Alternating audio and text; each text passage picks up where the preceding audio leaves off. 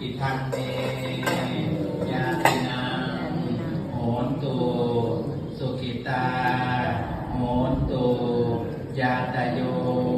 ขออานิสงส์ส่วนนี้จงได้แก่ข้าพเจ้าทั้งหลายและญาติทั้งหลายมีบิดามารดาเป็นต้นตลอดกาลละนานเทินยะถา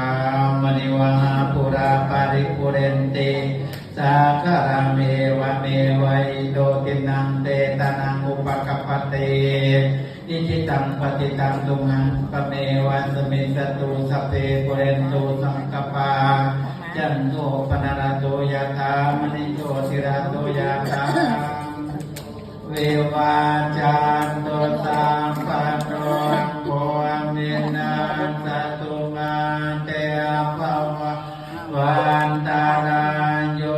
สุขิติกายุโกภวะอภิวันตนาเสบัวตาปัจจายโนจัตตารโอธรรมาวันตันติอายุวันโนสุขังภาลังจยสิทธิตนังนาปังโสติภคยังสุขังปันสิริอายุจวันโนจะโพ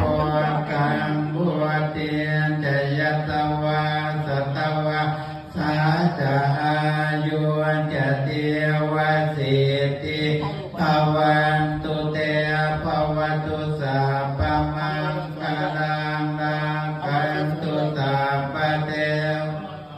สัพพพุทธานุภาเว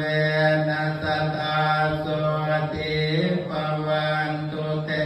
ภวตุสัพพมังคลั